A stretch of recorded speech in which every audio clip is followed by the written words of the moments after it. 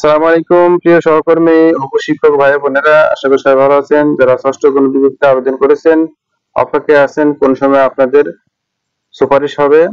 আপনারা জানেন যে এর আগে একটা আমরা ফেসবুক পোস্ট বা অন্যান্য নিউজে দেখেছি যে যারা আবেদন করেছে সবার কিন্তু চাকরি হবে না, অনেকেরই চাকরি হবে না, আবার কিছু কিছু সাবজেক্ট আছে সবারই চাকরি হয়ে যাবে।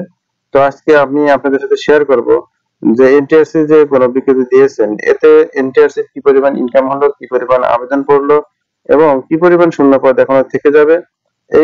এই আবেদনকারীদের মধ্যে কোন কোন পদের প্রার্থীদের চাকরি 100% নিশ্চিত এবং কারা চাকরি না হওয়ার সম্ভাবনা আছে, এসব বিষয়ে তথ্য জানতে পারবেন। আমাদের সাথে থাকুন, দেখতে থাকুন। এখনো যারা সাবস্ক্রাইব করেন আমাকে সাবস্ক্রাইব করে পাশে রাখুন। তো দেখতে পাচ্ছেন যে এনটিএসসি ওয়েবসাইটে আমরা আবেদন করেছিলাম। এখন আমি আজকে যে নিউজটা সেটা আমি শেয়ার করি। এখানে দেখতে পাচ্ছেন যে একটা নিউজ হয়েছে, বলা হচ্ছে ষষ্ঠ গণবিজ্ঞপ্তি থেকে এনটিএসসি এর আয় কত। তো আজকে আমরা এটাও জেনে নেব, সাথে সাথে আমরা জেনে নেব যে কি পরিমাণ আবেদন করেছে এবং কি পরিমাণ শূন্যপদ থাকবে। তো এখানে দেখতে পাচ্ছেন যে বেসরকারি শিক্ষা প্রতিষ্ঠানে শিক্ষক নিয়োগের ষষ্ঠ গণবিজ্ঞপ্তিতে প্রায় 58,000 প্রার্থী আবেদন করেছেন। ফলে এই গণবিজ্ঞপ্তির আবেদন থেকেই বেসরকারি শিক্ষক নিবন্ধন ও প্রত্যয়ন কর্তৃপক্ষের এনটিআরসি এর আয় হয়েছে প্রায় 6 কোটি টাকা। যদিও ষষ্ঠ গণবিজ্ঞপ্তি প্রকাশের কার্যক্রম শুরু হয়েছিল মূলত 18তম শিক্ষক নিবন্ধনের বিজ্ঞপ্তি প্রকাশের পর থেকে। এই নিবন্ধনে অংশগ্রহণের জন্য প্রায় 19 লক্ষ পরীক্ষার্থী আবেদন করেছিলেন। নিবন্ধন বিজ্ঞপ্তির আবেদন ফি ধরা হলে ষষ্ঠ গণবিজ্ঞপ্তি থেকে এনটিআরসি এর আয় আরো অনেক বেশি। এনটিআরসি এর একটি সূত্র জানিয়েছে ষষ্ঠ গণবিজ্ঞপ্তিতে 57,840 জন আবেদন করেছেন। তো আপনারা হাইলাইট করা অংশ দেখতে পাচ্ছেন যে 57,840 জন আবেদন করেছেন। আবেদনকৃতদের সবাই ফি পরিশোধ করেছেন। ষষ্ঠ গণবিজ্ঞপ্তিতে আবেদন ফি বাবদ একজন প্রার্থীকে টেলিটকের মাধ্যমে 1,000 টাকা পরিশোধ করতে হয়েছে। সে হিসেবে ষষ্ঠ গণবিজ্ঞপ্তির আবেদন ফি থেকে 5,78,40,40,000 টাকা আয় হয়েছে। এনটিআরসির এক কর্মকর্তা বলেন, আবেদন ফি থেকে আমাদের কোনো আয় নেই, এগুলো সরকারি কোষাগারে জমা হয়। যে টাকা জমা হয়েছে সেখান থেকে টেলিটককে একটি অংশ দিতে হয়। গত 22শে জুন থেকে ষষ্ঠ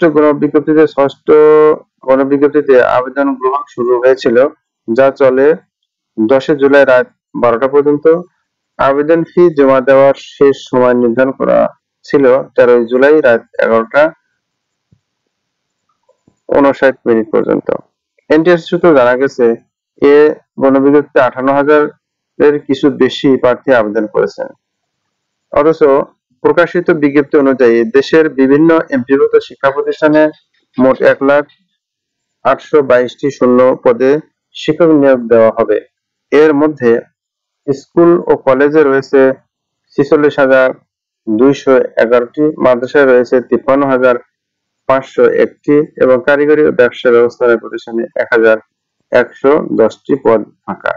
তো এই যে শূন্য পদের সংখ্যা আপনারা দেখতে পাচ্ছেন, যেখানে 1,822টি, অথচ আবেদন করেছে মাত্র 57,000, মাত্র 57,800। তো এই যে বিপুল পরিমাণ সংখ্যক পদ কিন্তু শূন্য থেকে যাচ্ছে, তাহলে 57,000 যদি হয় আর ওদিকে আমি 1,800,000 যদি ধরি, তাহলে হয়তো 50% একটু বেশি আবেদন করছে। তো বাকি মনে করেন 43 বা 40,000 শূন্য পদ কিন্তু থেকেই যাচ্ছে। এর মধ্যেও যারা আবেদন করছেন তাদের কিন্তু সবার চাকরি হবে না। আপনারা জানেন যে সামাজিক বিজ্ঞান সহ অন্যান্য যে সাবজেক্ট গুলো আছে সেই সাবজেক্ট গুলাতে অর্থনীতি বা অন্যান্য সাবজেক্ট থেকে, সমাজ বিজ্ঞান সহ অন্যান্য সাবজেক্ট থেকে অনেক প্রার্থী এসে এখানে আবেদন করে, কিন্তু কাঙ্ক্ষিত শূন্যপদ কম থাকাতে অনেকেরই চাকরি হয় না। অন্যদিকে কিছু কিছু পদ আছে, যেমন আপনার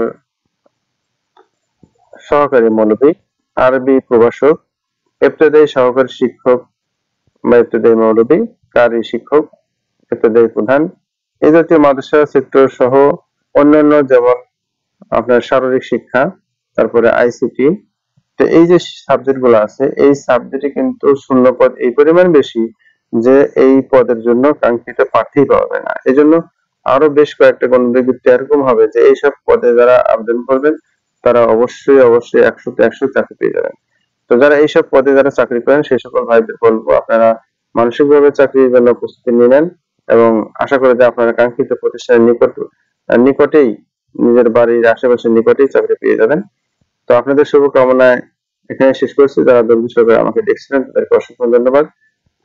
আশা করি সবাই আপনারা শিক্ষকতা মহান পেশায় এসে আপনাদের যোগ্যতা অনুযায়ী শিক্ষা প্রদান করে দেশ গড়ে তোলায় ভূমিকা রাখবেন এই কামনা শেষ করছি। আসসালামু আলাইকুম ওয়া রাহমাতুল্লাহ।